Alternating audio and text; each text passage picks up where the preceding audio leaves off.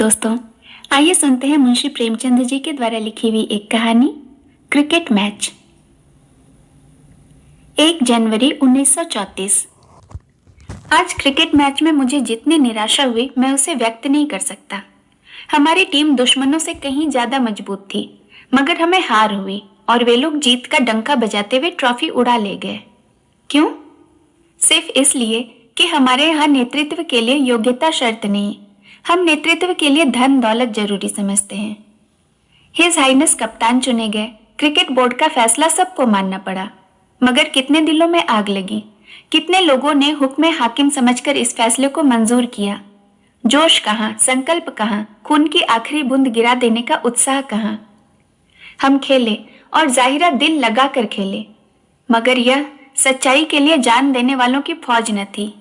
खेल में किसी का दिल न था। मैं स्टेशन पर खड़ा अपने तीसरे दर्जे का टिकट लेने की फिक्र में था कि एक युवती जो अभी अभी कार से उतरी थी आगे बढ़कर मुझसे हाथ मिलाई और बोली, आप भी इसी गाड़ी से चल रहे हैं मिस्टर जफर? मुझे हैरत हुई, यह लड़की कौन है और इसे मेरा नाम क्यों कर मालूम हो गया। मुझे एक पल के लिए सकता सा हो गया। शिष्टाचार और आचरण की सब बातें दिमाग से गायब हो गईं। सौंदर्य में एक ऐसी शान होती है जो बड़े बड़ों का सिर झुका देती है। मुझे अपनी तुच्छता की ऐसी अनुभूति कभी न हुई थी। मैंने निजाम हैदराबाद से, हिज एक्सीलेंसी वायसराय से, महाराज मैसूर से हाथ मिलाया है, उनके साथ बैठकर खाना खाया है, मगर यह कमजोरी मुझ पर कभी न छाई थी। बस यहाँ जी चाहता था कि अपनी पलकों से उसके पांव चूम लूं।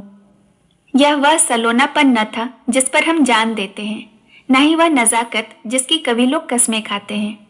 उस जगह बुद्धि की कांति थी, गंभीरता थी, गरिमा थी, उमंग थी और थी आत्म अभिव्यक्ति की निसंकोच लालसा। मैंने सवाल भरे अंदाज से कहा, जी हाँ। यह कैसे पूछूं कि मेरी आपसे भेंट कब हुई? उसकी बेतकल्लुफी कह रही थी कि वह मुझसे परिचित है, मैं बेगाना कैसे बनूं? इसी सिलसिले में मैंने अपने मर्द होने का फर्ज अदा कर दिया। मेरे लिए कोई खिदमत? उसने मुस्कुराकर कहा, जी हाँ, आपसे तो बहुत काम लूंगी। चलिए अंदर वेटिंग रूम में बैठते हैं। लखनऊ जा रहे होंगे ना? मैं भी वहीं जा रही हूँ। वेटिंग रूम में आकर उसने मुझे आराम कुर्सी पर बिठाया और खुद एक मामूली कुर्सी पर बैठकर सिगरेट केस मेरी तरफ बढ़ाती हुई बोली, आज तो आपकी बॉलिंग बड़ी भयानक थी, वरना हम लोग तो पूरी इनिंग से हारते। मेरा ताज्जुब और बढ़ा। इस सुंदरी को क्या क्रिकेट से भी शौक है? मुझे उसके सामने आराम कुर्सी पर बैठते झिझक हो रही थी। ऐसे बदतमीजी मैंने कभी न की थी। ध्यान उसी की तरफ लगा था। तबीयत में कुछ घुटन सी हो रही थी। रगों में वह तेजी और तबीयत में वह गुलाबी नशा न था जो ऐसे मौके पर स्वभावतः मुझ पर छा जाना चाहिए था। मैंने पूछा, क्या आपने वह मैच देखा? उसने अपना सिगरेट जलाकर कहा, जी हाँ, शुरू से आखिरी तक। मुझे तो सिर्फ आपका ही खेल जचा, और लोग तो कुछ बेदिल से हो रहे थे और मैं उसके राज समझ रही हूँ। हमारे यहाँ सही आदमियों को सही जगह पर रखने का प्रयोजन ही नहीं है। जैसे इस राजनीतिक बस्ती ने हमारे सभी गुणों को कुचल डाला हो। जिसके पास धन है उसे हर चीज का अधिकार है। वह किसी ज्ञान विज्ञान के साहित्यिक सामाजिक जलसे का सभापति हो सकता है, इसकी योग्यता उसमें हो या ना हो। नई इमारतों का उद्घाटन उसके हाथों से कराया जाता है, बुनियादें उसके हाथों से रखवाई जाती हैं, सांस्कृतिक आंदोलनों का नेतृत्व उसे दिया जाता है। वह कॉन्वोकेशन के भाषण पढ़ेगा, लड़कों को इनाम बांटेगा। यह सब हमारी दास मनोवृत्ति का प्रसाद है। कोई ताज्जुब नहीं कि हम इतने नीचे गिरे हुए हैं। जहां हुक्म और अख्तियार का मामला है वहां तो खैर मजबूरी है, हमें लोगों के पैर चूमने ही पड़ते हैं। मगर जहां हम अपने स्वतंत्र विचार, स्वतंत्र आचरण से काम ले सकते हैं, वहां भी हमारी जी हजूरी की आदत हमारा गला नहीं छोड़ती। इस टीम का कप्तान तो आपको होना चाहिए था, तब देखते दुश्मन क्यों कर बाजी मार ले जाता। महाराजा साहब में तो इस टीम का कप्तान बनने की इतनी ही योग्यता है जितनी आप में असेंबली का सभापति बनने की या मुझ में सिनेमा की एक्टिंग करने की। बिल्कुल वही भाव जो मेरे दिल में थे, मगर उसकी जबान से निकलकर कितने असरदार, कितने आंख खोलने वाले हो गए। मैंने कहा, आप ठीक कहती हैं, सचमुच यह हमारी कमजोरी है। आपको इस टीम में शरीक न होना चाहिए था। मैं मजबूर था। इस सुंदरी का नाम मिस हेलेन मुखर्जी है। अभी इंग्लैंड से आ रही हैं और यही क्रिकेट मैच देखने के लिए बंबई उतर गई थी। इंग्लैंड में उन्होंने डॉक्टरी की शिक्षा प्राप्त की है और जनता की सेवा उसके जीवन का लक्ष्य है। वहां उसने एक अखबार में मेरी तस्वीर देखी थी और मेरा जिक्र भी पढ़ा था। तब से वह मेरे लिए अच्छा ख्याल रखती है। यहाँ मुझे खेलते देखकर वह और भी प्रभावित हुई। उसका इरादा है कि हिंदुस्तान की एक नई टीम तैयार की जाए और उसमें वही लोग लिए जाएं जो राष्ट्र का प्रतिनिधित्व करने के अधिकारी हैं। उसका प्रस्ताव है कि मैं टीम का कप्तान बनाया जाऊं। इसी इरादे से वो सारे हिंदुस्तान का दौरा करना चाहती है। उसके स्वर्गीय पिता डॉक्टर एन मुखर्जी ने बहुत संपत्ति छोड़ी है और वो उसकी संपूर्ण उत्तराधिकारिणी है। उसके प्रस्ताव को सुनकर मेरा सिर आसमान में उड़ने लगा। मेरी जिंदगी का सुनहरा सपना इतने अप्रत्याशित ढंग से वास्तविकता का रूप लेगा यह कौन सोच सकता था। अलौकिक शक्ति में मेरा विश्वास नहीं, मगर आज मेरे शरीर का रोंवा रोंवा कृतज्ञता और भक्ति भावना से भरा हुआ था। मैंने उचित और विनम्र शब्दों में मिस हेलेन को धन्यवाद दिया। गाड़ी की घंटी हुई। मिस मुखर्जी ने फर्स्ट क्लास का 2 टिकट मंगवाया। मैं विरोध नहीं कर सका। उसने मेरा लगेज उठवाया, मेरा हैट खुद उठाया और बेधड़क एक कमरे में जा बैठी और मुझे भी अंदर बुला लिया। उसका खानसामा 3रे दर्जे में बैठा था। मेरी क्रिया शक्ति जैसे खो गई थी। मैं भगवान जाने क्यों इन सब मामलों में उसे अगुवाई करने देता था, जो पुरुष होने के नाते मेरे अधिकार की चीज थी। शायद उसके रूप, उसकी बौद्धिक गरिमा, उसकी उदारता ने मुझ पर रौब डाल दिया था कि जैसे अपने कामरूप की जादूगरनियों की तरह उसने मुझे भेड़ बना लिया हो और मेरी अपनी इच्छा शक्ति लुप्त हो गई हो।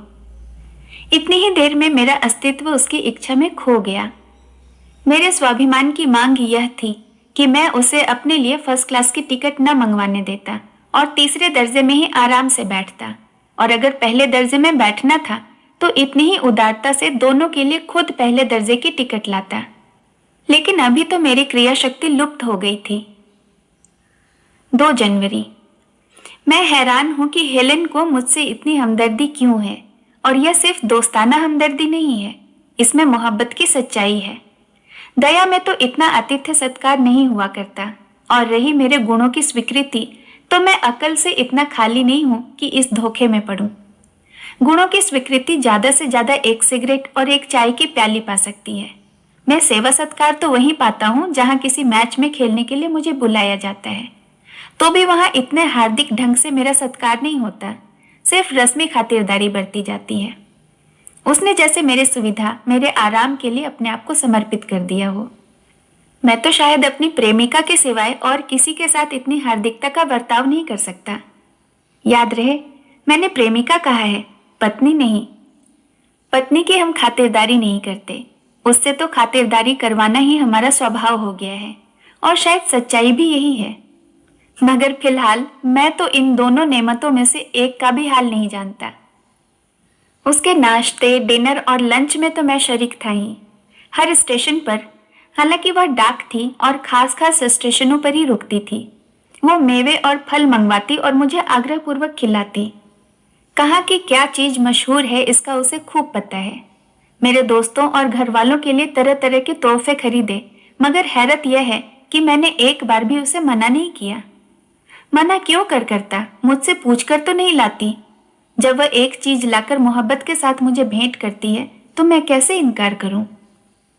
खुदा जाने मैं क्यों मर्द होकर भी उसके सामने औरत की तरह शर्मीला, कम बोलने वाला हो जाता हूं कि जैसे मेरे मुंह में जबान ही नहीं। दिन की थकान की वजह से रात भर मुझे बेचैनी सी रही। सर में हल्का हल्का दर्द था, मगर मैंने इस दर्द को बढ़ाकर कहा। अकेला होता तो शायद इस दर्द की जरा भी परवाह नहीं करता, मगर आज उसकी मौजूदगी में मुझे उस दर्द को जाहिर करने में मजा आ रहा था। वह मेरे सिर में तेल मालिश करने लगी और मैं खामखा निढाल हुआ जाता था। मेरी बेचैनी के साथ उसकी परेशानी बढ़ती जाती। मुझसे बार बार पूछती कि अब दर्द कैसा है, और मैं अनमने ढंग से कहता कि अच्छा हूं। उसकी नाजुक हथेलियों के स्पर्श से मेरे प्राणों में गुदगुदी होती थी। उसका वह आकर्षक चेहरा मेरे सर पर झुका है, उसकी गर्म सांसें मेरे माथे को चूम रही हैं और गोया जन्नत के मैं मजे ले रहा हूं। मेरे दिल में अब उस पर फतेह पाने की ख्वाहिश झकोले ले रही है। मैं चाहता हूं कि वो मेरे नाज उठाए। मेरे तरफ से ऐसी कोई पहल नहीं होनी चाहिए जिससे वो समझ जाए कि मैं उस पर लट्टू हो गया हूं। 24 घंटे के अंदर मेरी मनस्थिति में ये कैसी क्रांति हो गई है। मैं क्यों कर प्रेम के प्रार्थी से प्रेम का पात्र बन गया हूं। वो बदस्तूर उसी तल्लीनता से मेरे सिर पर हाथ रखे बैठी हुई है। तब मुझे उस पर तरस आ जाता है और मैं भी उस एहसास से बरी नहीं हूं, मगर इस माशूकी में आज जो लुफ्त आया उस पर आशिकी निछावर है। मोहब्बत करना गुलामी है, मोहब्बत किया जाना बादशाहत। मैंने दया दिखाते हुए कहा, आपको मेरी वजह से बहुत तकलीफ हुई। उसने उमक कर कहा, क्यों, मुझे क्या तकलीफ हुई? आप दर्द से बेचैन बैठे थे और मैं बैठी थी। काश यह दर्द मुझे हो जाता। मैं 7वें आसमान पर उड़ा जा रहा था। 5 जनवरी। कल शाम को हम लखनऊ पहुंच गए। रास्ते में हेलेन से सांस्कृतिक, राजनीतिक और साहित्यिक प्रश्नों पर खूब बातें हुई। ग्रेजुएट तो भगवान की दया से मैं भी हूँ और तब से फुर्सत के वक्त किताबें भी देखता रहा हूँ, विद्वानों की संगत में भी बैठा हूँ, लेकिन उसके ज्ञान के विस्तार के आगे कदम कदम पर मुझे अपनी हीनता का बोध होता है। हर एक प्रश्न पर उसकी अपनी राय है और मालूम होता है कि उसने काफी छानबीन के बाद यह राय कायम की है। उसके विपरीत मैं उन लोगों में से हूं जो हवा के साथ उड़ते हैं, जिनकी क्षणिक प्रेरणाएं उलट पुलट कर उन्हें रख देती हैं। मैं कोशिश करता कि किसी तरह अपनी अक्ल का सिक्का जमा दूं, मगर उसके दृष्टिकोण मुझे बेजुबान कर देते थे। जब मैंने देखा कि ज्ञान विज्ञान की बातों में मैं उससे जीत न सकूंगा, तो मैंने एबिसीनिया और इटली के लड़ाई का जिक्र छेड़ दिया, जिस पर मैंने अपनी समझ में बहुत कुछ पढ़ा था, और इंग्लैंड और फ्रांस ने इटली पर दबाव डाला है, उसकी तारीफ में मैंने अपनी सारी वाक शक्ति खर्च कर दी। उसने एक मुस्कुराहट के साथ कहा, आपका यह ख्याल है कि इंग्लैंड और फ्रांस सिर्फ इंसानियत और कमजोर की मदद करने की भावना से प्रभावित हो रहे हैं, तो यह आपकी गलती है। उनकी साम्राज्य लिप्सा यह बर्दाश्त नहीं कर सकती कि दुनिया की कोई दूसरी ताकत फले फूले। मुसोलिनी वही कर रहा है जो इंग्लैंड ने कितनी ही बार किया और आज भी कर रहा है। यह सारा बहुरूपियापन सिर्फ एबिसिनिया के व्यावसायिक सुविधाएं प्राप्त करने के लिए है। इंग्लैंड को अपने व्यापार के लिए बाजारों की जरूरत है, अपनी बढ़ी हुई आबादी के लिए जमीन के टुकड़ों की जरूरत है और अपने शिक्षितों के लिए ऊंचे पदों की जरूरत है। तो इटली को क्यों ना हो? इटली जो कुछ कर रहा है ईमानदारी के साथ एलानिया कर रहा है। उसने कभी दुनिया के सब लोगों के सामने भाईचारे का डंका नहीं पीटा, कभी शांति का राग नहीं आलापा। वो तो साफ कहता है कि संघर्ष ही जीवन का लक्षण है। मनुष्य की उन्नति लड़ाई के जरिए ही होती है। आदमी के अच्छे गुण लड़ाई के मैदान में ही खुलते हैं। सबकी बराबरी के दृष्टिकोण को वो पागलपन कहता है। वो अपना शुमार भी उन्हीं बड़ी कौमों से करता है जिन्हें रंगीन आबादियों पर हुक्म करने का हक है। इसीलिए हम उसकी कार्यप्रणाली को समझ सकते हैं। इंग्लैंड ने हमेशा धोखेबाजी से काम लिया है, हमेशा एक राष्ट्र के विभिन्न तत्वों में भेद डालकर या उनमें आपसी विरोधों को राजनीतिक आधार बनाकर उन्हें अपना पिछलग्गू बना दिया है। मैं तो चाहती हूँ कि दुनिया में इटली, जापान, जर्मनी खूब तरक्की करे और इंग्लैंड का आधिपत्य टूटे। तभी दुनिया में असली जनतंत्र और शांति पैदा होगी। वर्तमान सभ्यता जब तक मिट न जाएगी, दुनिया में शांति का राज्य नहीं होगा। कमजोर कौमों को जिंदा रहने का कोई हक नहीं, ठीक उसी तरह जिस तरह कमजोर पौधों को, सिर्फ इसीलिए नहीं कि उनका अस्तित्व स्वयं उनके लिए कष्ट का कारण बन गया है, बल्कि इसीलिए कि वही दुनिया के इस झगड़े और रक्तपात के लिए जिम्मेदार है। भला मैं इस बात से क्यों सहमत होने लगा? मैंने जवाब दिया और इन विचारों का इतने ही जोरदार शब्दों में खंडन भी किया, मगर मैंने देखा कि इस मामले में वह संतुलित बुद्धि से काम नहीं लेना चाहती या नहीं ले सकती। स्टेशन पर उतरते ही मुझे यह फिक्र सवार हुई कि हेलेन को अपना मेहमान कैसे बनाऊं। अगर होटल में ठहराऊं तो भगवान जाने अपने दिल में क्या सोचे। अगर अपने घर ले जाऊं तो शर्म मालूम होती है। वहां ऐसी रुचि संपन्न और अमीरों जैसा स्वभाव वाली युवती के लिए सुविधा सामग्री है ही क्या। यह संयोग की बात है कि मैं क्रिकेट अच्छा खेलने लगा और पढ़ना लिखना छोड़ छाड़कर उसी का हो रहा और एक स्कूल का मास्टर हूँ। मगर घर की हालत तो बदस्तूर है। वही पुराना अंधेरा टूटा फूटा मकान तंग गली में, वही पुराने रंग ढंग, वही पुराना ढच्चर। अम्मा तो शायद हेलेन को घर में कदम भी न रखने दे, और यहाँ तक नौबत ही क्यों आने लगी कि हेलेन खुद दरवाजे से ही भागे। काश आज अपना मकान होता, सजा संवरा तो मैं इस काबिल होता कि हेलेन की मेहमानदारी कर सकता। इससे ज्यादा खुशनसीबी और क्या हो सकती थी, लेकिन बेसरो सामानी का बुरा हो। मैं यही सोच रहा था कि हेलेन ने कुली से असबाब उठाया और बाहर आकर एक टैक्सी बुला ली। मेरे लिए इस टैक्सी में बैठ जाने के सिवाय दूसरा चारा ही क्या बच रहा था। मुझे यकीन है कि अगर मैं उसे अपने घर ले जाता तो उस बेसरो सामानी के बावजूद भी वह खुश होती। हेलेन रुचि संपन्न है मगर नखरेबाज नहीं है। वह हर तरह की आजमाइश और तजुर्बे के लिए तैयार रहती है, मगर मुझ में न वह कल्पना है और न ही वह साहस। उसने जरा गौर से मेरा चेहरा देखा होता तो उसे मालूम हो जाता कि उस पर कितनी शर्मिंदगी और कितनी बेचारगी झलक रही है। मगर शिष्टाचार का निबाह करना तो जरूरी था। मैंने आपत्ति की। मैं तो आपको अपना मेहमान बनाना चाहता था, मगर आप तो उल्टा मुझे ही होटल लिए जा रही हैं। उसने शरारत से कहा, इसीलिए कि आप मेरे काबू से बाहर न हो जाएं। मेरे लिए इससे ज्यादा खुशी की बात क्या होती कि आपके आतिथ्य सत्कार का आनंद उठाऊं। लेकिन प्रेम ईर्ष्यालु होता है, ये आपको मालूम है। वहां आपके इष्ट मित्र आपके वक्त का बड़ा हिस्सा ले लेंगे। आपको मुझसे बातें करने का वक्त ही नहीं मिलेगा। और मर्द आम तौर पर कितने बेमुरवत और जल्द भूलने वाले होते हैं, इसका मुझे अनुभव हो चुका है। मैं तुम्हें एक क्षण के लिए भी अलग नहीं छोड़ सकती। मुझे अपने सामने देखकर तुम मुझे भूलना चाहोगे तो भी न भूल सकोगे। मुझे अपनी इस खुशनसीबी पर हैरत ही नहीं, बल्कि ऐसा लगने लगा कि जैसे मैं कोई सपना देख रहा हूं। जिस सुंदरी की एक नजर पर मैं अपने आप को कुर्बान कर देता, वो इस तरह मुझसे मोहब्बत का इजहार करे। मेरा तो जी चाहता था कि इसी बात पर उनके कदमों को पकड़कर सीने से लगा दूं और आंसुओं से तर कर दूं। होटल में पहुंचे। मेरा कमरा अलग था।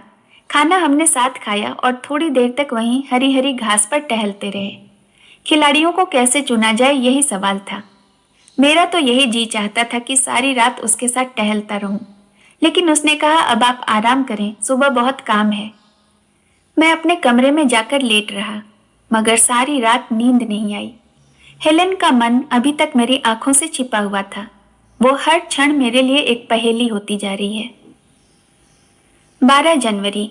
आज दिन भर लखनऊ के क्रिकेटरों का जमाव रहा। हेलेन दीपक थी और पतिंगे उसके इर्द गिर्द मंडरा रहे थे। यहाँ से मेरे अलावे 2 लोगों का खेल हेलेन को बहुत पसंद आया, ब्रजेंद्र और सादिक। हेलेन उन्हें ऑल इंडिया टीम में रखना चाहती थी। इसमें कोई शक नहीं कि दोनों इस फन के उस्ताद हैं, लेकिन उन्होंने जिस तरह से शुरुआत की है उससे तो यही मालूम होता है कि वो क्रिकेट खेलने नहीं बल्कि अपनी किस्मत की बाजी खेलने आए हैं। हेलेन किस मिजाज की औरत है यह समझना मुश्किल है। ब्रजेंद्र मुझसे ज्यादा सुंदर है, यह मैं स्वीकार करता हूँ। रहन सहन से पूरा साहब है, लेकिन पक्का शोहदा और लोफर। मैं नहीं चाहता कि हेलेन उससे किसी तरह का संबंध रखे। अदब तो उसे छू भी नहीं गया है। बदजबान परले सिरे का बेहुदा गंदे मजाक, बातचीत करने का ढंग नहीं और मौके महल की समझ नहीं। कभी कभी हेलेन से ऐसे मतलब भरे इशारे करता है कि मैं शर्म से सिर झुका लेता हूँ। लेकिन हेलेन को शायद उसका बाजारूपन, उसका छिछोरापन महसूस नहीं होता। नहीं, वह शायद उसके गंदे इशारों को नजरअंदाज कर देती है। मैंने कभी उसके माथे पर शिकन नहीं देखी। मैं यह नहीं कहता कि हंसमुखपन कोई बुरी चीज है, न ही जिंदा दिली का मैं दुश्मन हूँ, लेकिन एक लेडी के साथ तो अदब और कायदे का लिहाज रखना ही चाहिए। सादिक एक प्रतिष्ठित कुल का दीपक है, बहुत ही शुद्ध आचरण, यहाँ तक कि उसे ठंडे स्वभाव वाला भी कह सकते हैं। न ही घमंडी, न ही देखने में चिड़चिड़ा, लेकिन अब वह भी शहीदों में दाखिल हो गया है। कल आप हेलेन को अपने शेर सुनाते रहे और वह खुश होती रही। मुझे तो उन शेरों में कुछ भी मजा न आया। इससे पहले तो मैंने इन हजरत को कभी भी शायरी करते नहीं देखा। यह मस्ती कहाँ से फट पड़ी है। रूप में जादू की ताकत है, और क्या कहूँ। इतना भी न सूझा कि उसे शेर सुनाना ही हो तो हसरत या जिगर या जोश के कलाम में से 2-4 शेर याद कर लेता। हेलेन कलाम पढ़कर थोड़े ही बैठी है। मगर मैं कहता हूँ आपको शेर कहने की जरूरत ही क्या है।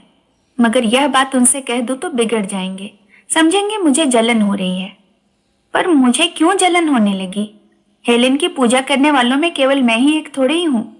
हाँ, इतना जरूर चाहता हूँ कि वो अच्छे और बुरे की पहचान कर सके। हर आदमी के साथ बेतकल्लुफी मुझे पसंद नहीं।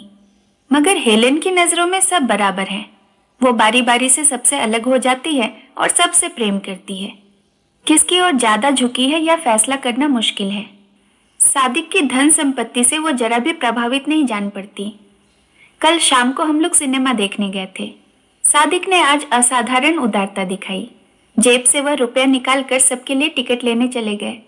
सादिक जो इस अमीरी के बावजूद बहुत तंग दिल आदमी है, मैं तो कहूंगा कि कंजूस आदमी है, हेलेन ने उसकी उदारता को जगा दिया है।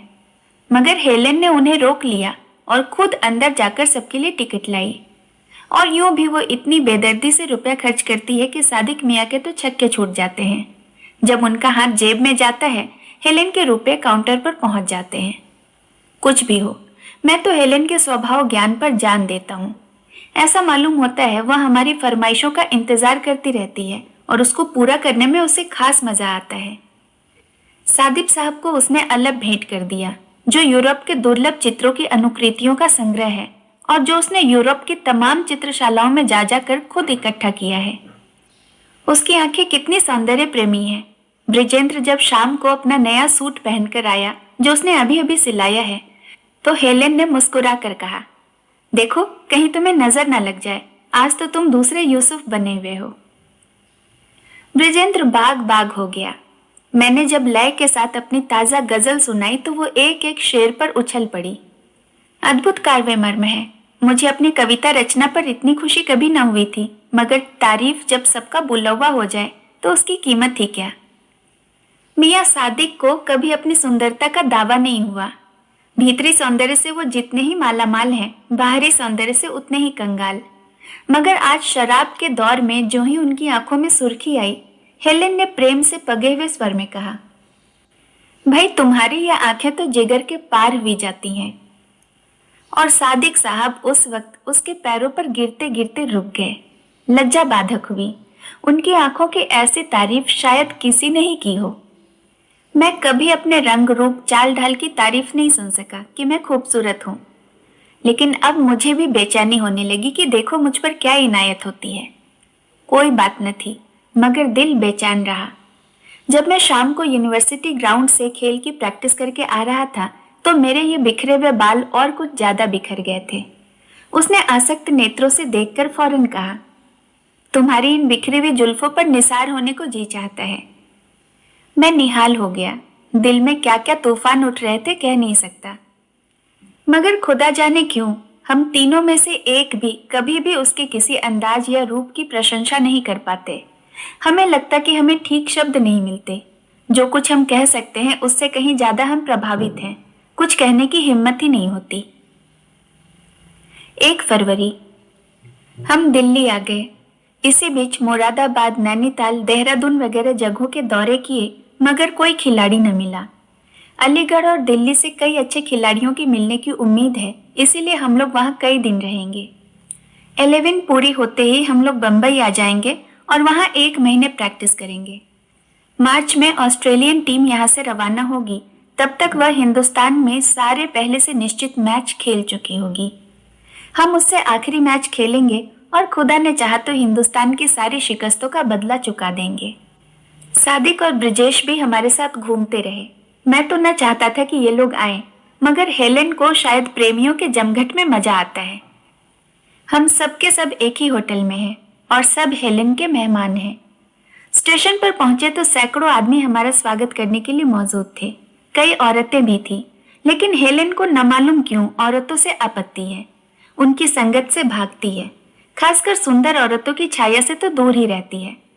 हालांकि उसे किसी सुंदरी से जलने का कोई कारण नहीं। यह मानते हुए भी कि हुस्न उस पर खत्म नहीं हो गया है, उसमें आकर्षण के ऐसे तत्व मौजूद हैं कि कोई परी भी उसके मुकाबले में खड़ी नहीं हो सकती। नक्श शिखी तो सब कुछ नहीं, रुचि का सौंदर्य, बातचीत का सौंदर्य, अदाओं का सौंदर्य भी तो कोई चीज है। प्रेम उसके दिल में है या नहीं खुदा जाने, लेकिन प्रेम के प्रदर्शन में तो वो बेजोड़ है। दिलजोई और नाच बरदारी के फन में हम जैसे दिलदारों को भी उससे शर्मिंदा होना पड़ता है। शाम को हम लोग नई दिल्ली सैर को गए। दिलकश जगह है, खुली हुई सड़कें, जमीन के खूबसूरत टुकड़े, सुहानी रबिशें।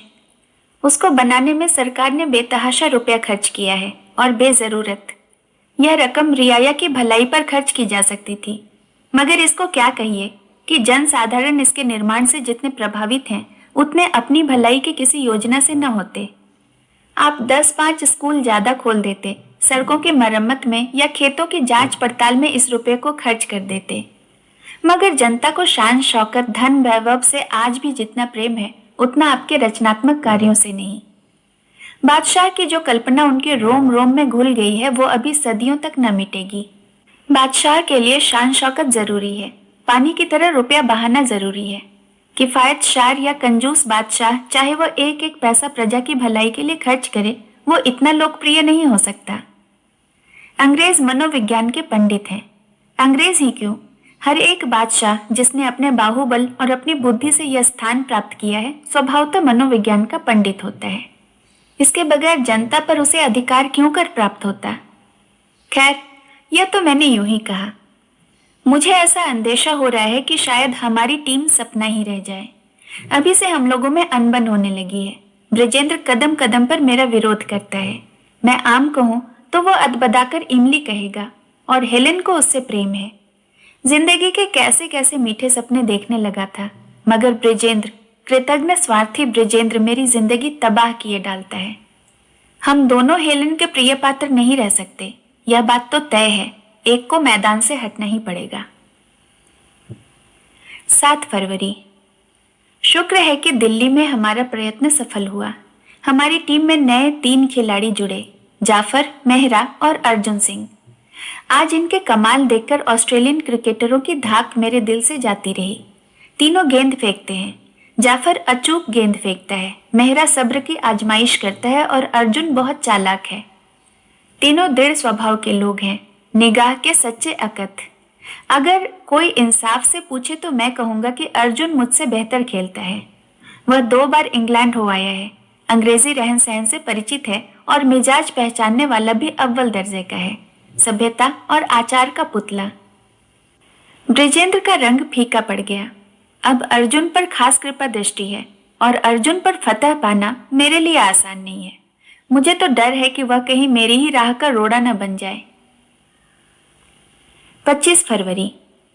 हमारी टीम पूरी हो गई। 2 प्लेयर हमें अलीगढ़ से मिले, 3 लाहौर से और 1 अजमेर से, और कल हम बंबई आ गए। हमने अजमेर, लाहौर और दिल्ली में वहां की टीमों से मैच खेले, उन पर बड़ी शानदार फतह भी पाई।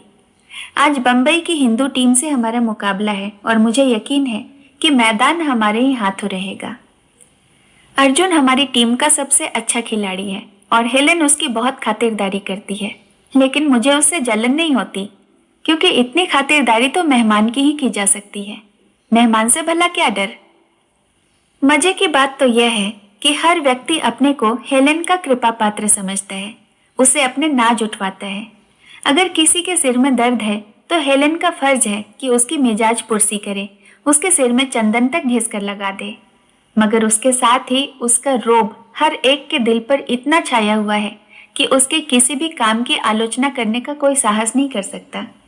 सब के सब उसकी मर्जी के गुलाम हैं। अगर वह सबके नाज उठाती है तो हुकूमत भी हर एक पर करती है। शामियाने में एक से एक सुंदर औरतों का जमघट है, मगर हेलेन के कैदियों की मजाल नहीं कि किसी की तरफ देखकर मुस्कुरा भी सके।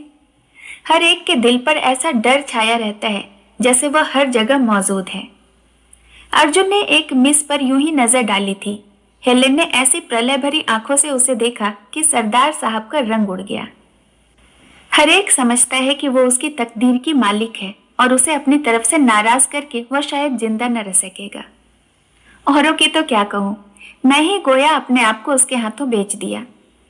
मुझे तो अब ऐसा लग रहा है कि मुझ में कोई ऐसी चीज खत्म हो गई है जो पहले मेरे दिल में डाह की आग से जला दिया करती थी। हेलेन अब किसी से भी बोले, किसी से भी प्रेम करे, मुझे गुस्सा नहीं आता। दिल पर चोट जरूर लगती है, मगर इसका इजहार अकेले में आंसू बहाकर करने को जी चाहता है। वो स्वाभिमान कहाँ गायब हो गया कह नहीं सकता। अभी उसकी नाराजगी से दिल के टुकड़े हो गए थे कि एकाएक उसके एक उचटती हुई निगाह से या एक मुस्कुराहट ने गुदगुदी पैदा कर दी। मालूम नहीं उसमें वो कौन सी ताकत है जो इतने हौसलामंद नौजवानों के दिलों पर हुकूमत करती है।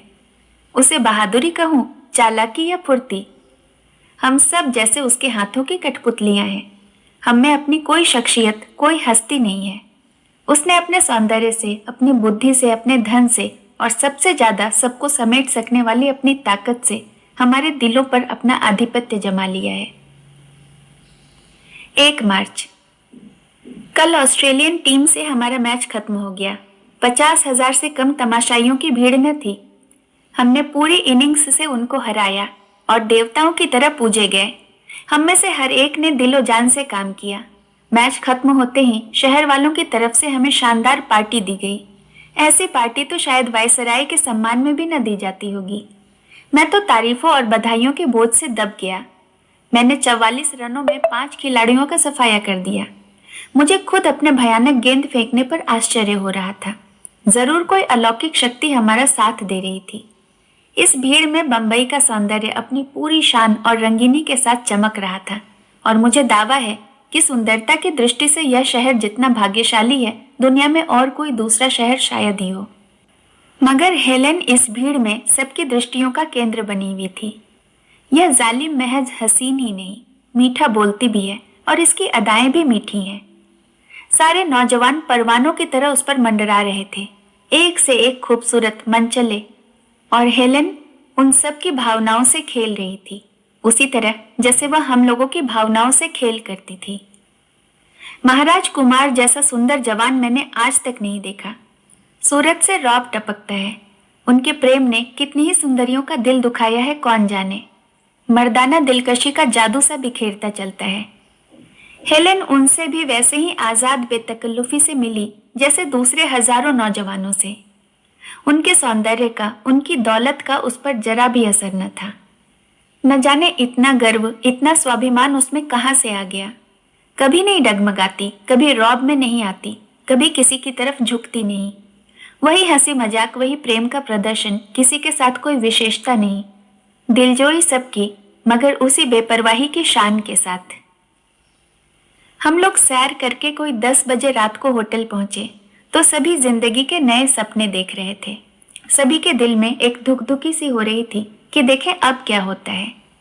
आशा और भय ने सभी के दिलों में एक तूफान सा उठा रखा था। गोया आज हर एक के जीवन की एक स्मरणीय घटना होने वाली है। क्या प्रोग्राम है इसकी किसी को खबर न थी। सभी जिंदगी के सपने देख रहे थे। हर एक के दिल पर एक पागलपन सवार था। हर एक को यकीन था कि हेलेन की दृष्टि उसी पर है, मगर यह अंदेशा भी हर एक के दिल में था कि खुदा न खास्ता कहीं हेलेन ने बेवफाई की तो यह जान उसके कदमों पर रख देगा। यहाँ से जिंदा जाना कयामत था। उसी वक्त हेलेन ने मुझे अपने कमरे में बुला भेजा। जाकर देखता हूँ तो सभी खिलाड़ी जमा हैं। हेलेन उस वक्त अपनी शरबती बेलदार साड़ी में आंखों में चकाचौंध पैदा कर रही थी। मुझे उस पर झुंझलाहट हुई। इस आम मजमे में मुझे बुलाकर कवायद कराने की क्या जरूरत थी। मैं तो खास वर्ताव का अधिकारी था। मैं भूल रहा था कि शायद इसी तरह उनमें से हर एक अपने को खास वर्ताव का अधिकारी समझता हो। हेलेन ने कुर्सी पर बैठते हुए कहा, दोस्तों, मैं कह नहीं सकती कि मैं आप लोगों की कितनी कृतज्ञ हूँ और आपने मेरी जिंदगी की कितनी बड़ी आरजू पूरी कर दी। आप में से किसी को मिस्टर रतन लाल की याद आती है?